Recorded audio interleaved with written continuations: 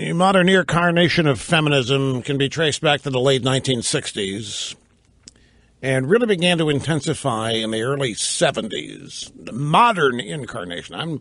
A different number of different eras of feminism, the suffrage era.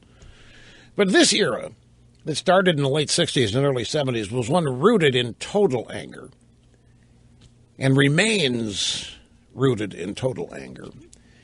And it was anger primarily at certain other women. Feminism. Supposedly, Gloria Steinem says equality for all.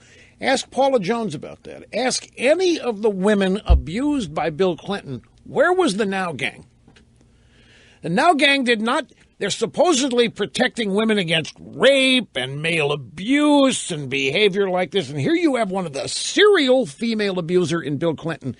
And the Now Gang, the NAGs, my affectionate name for the National Association of Gals, everywhere they could, every chance they had, defended Bill Clinton. If you happen to be a conservative woman, you were not, for all intents and purposes, of any interest to the National Organization for Women. They were a strictly left-wing bunch. In 1980, I wrote a local newspaper column, Sacramento, California. One day I had writer's block. This is a weekly column. And I had writer's block. I couldn't get started on a piece. So I started jotting down one-sentence thoughts and philosophy. And when I got to 30 of them, I said, you know what, I'm pretty close to a column here.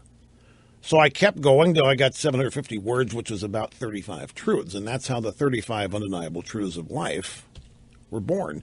And number 24 established me as one of America's scholarly thinkers at the moment it was first heard. Feminism was established in part to allow unattractive women easier access to the mainstream. That was so right on and so true that the reaction to it from the feminists was volcanic.